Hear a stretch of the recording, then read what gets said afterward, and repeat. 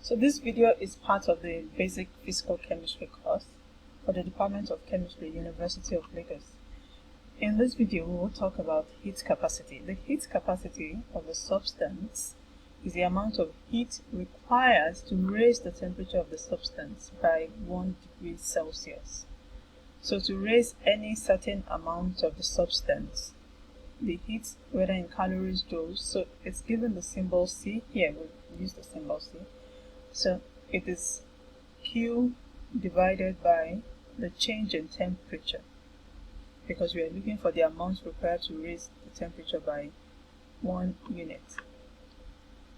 We can also talk about the specific heat capacity. So that's the amount of heat required to raise 1 gram of the substance by 1 degree Celsius. In chemistry, we mostly use familiar with the molar heat capacity, Cm. That's the heat required to raise 1 mole of the substance by 1 degree Celsius. So by 1 degree Celsius, so per degree rise in temperature. So the amount per degree rise in temperature for any amount of substance is the heat capacity. For 1 gram of the substance is the specific heat capacity, and for 1 mole is the molar heat capacity. A large heat capacity implies that the substance will require a large heat to cause a small rise in temperature. And a substance with small heat capacity means that just small heat will easily raise the temperature. So we have that the same Q, that's molar, is a mass times Cs delta T, and number of moles times Cm delta T. The heat capacity is often constant over a range of temperature. So this is a specific heat capacity for some materials. Aluminium is 887. I think the interesting one is the bones in our body. It has a smaller heat capacity compared to ice. Anyway, so heat capacity heat capacity in its own is an extensive property. The molar and specific heat capacity are intensive properties, meaning that the heat capacity depends on the amount of substance present. The molar and specific does not depend on the amount of substance present in the system.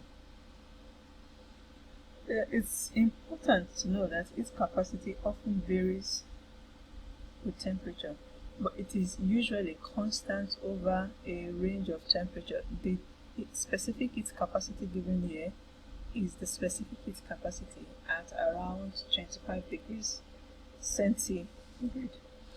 Now, so in chemistry, when we're talking about heat capacity, more often than not, we're referring to the molar heat capacity.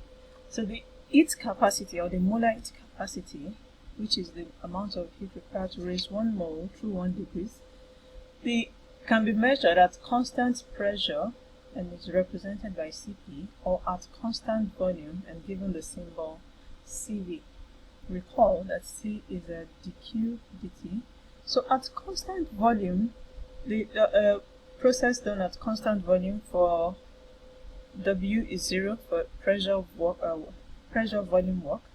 The work is 0, so we have our du dq being equal to du. Recall from previous videos. So which means that the heat capacity at constant volume is simply the change in internal energy with respect to change in temperature.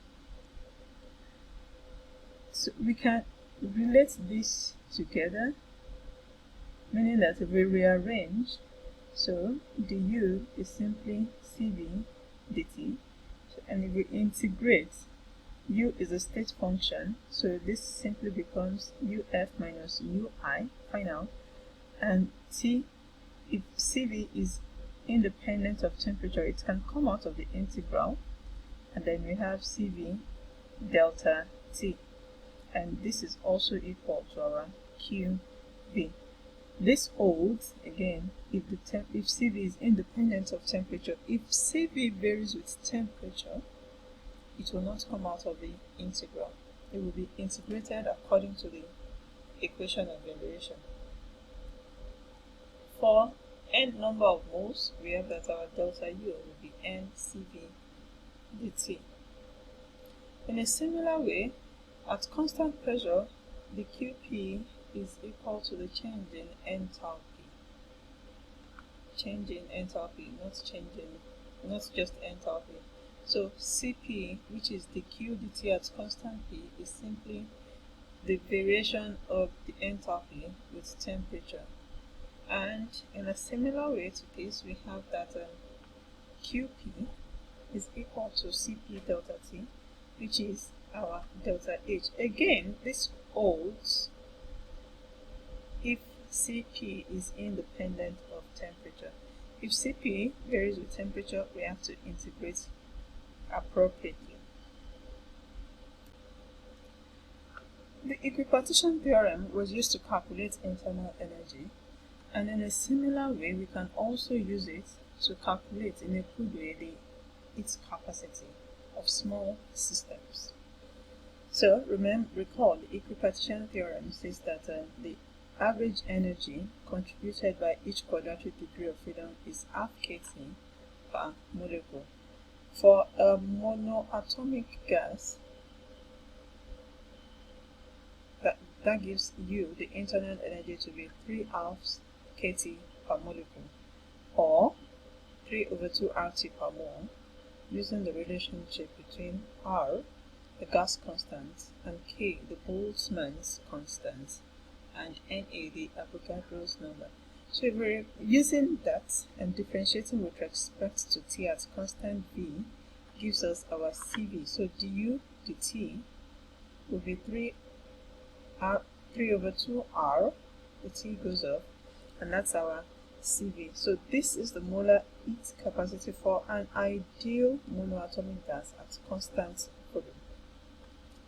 For n moles, this will be, for n moles,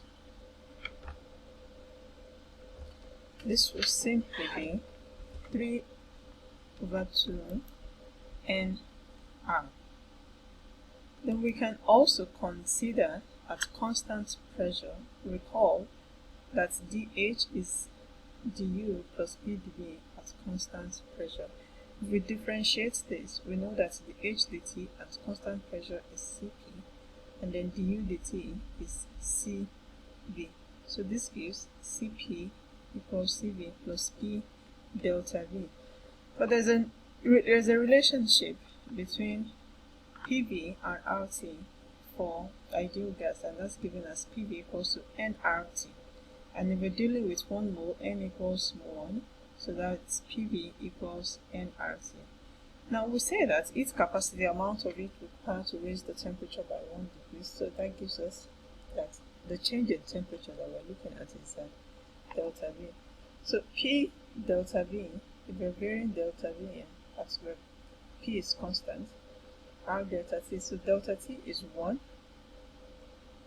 So this gives us P delta V equals to R. We can substitute for R in this expression, and then we have that Cp is equal to Cv plus Cr for 1 mole of a monoatomic gas. It's different for diatomic gas. Since Cv, like we derived in the previous slide, is 3/2 R, substituting it here gives Cp to be 5/2 R. We're considering diatomic gas. 1 mole of a diatomic gas, which is not for the same thing as a linear polyatomic gas. The internal energy per mole is 5/2 RT. So if we differentiate this with respect to T at constant volume, that gives us Cv is 5/2 R. That's differentiating with respect to T. And since our Cp is Cv plus R, we have 5/2 R plus R. So this gives us 7/2 R. Now when we're looking at non-linear molecules, the U internal energy is 3 RT. differentiate with respect to T is 3R. 3R plus R gives us 4R. That is the heat capacity at constant pressure.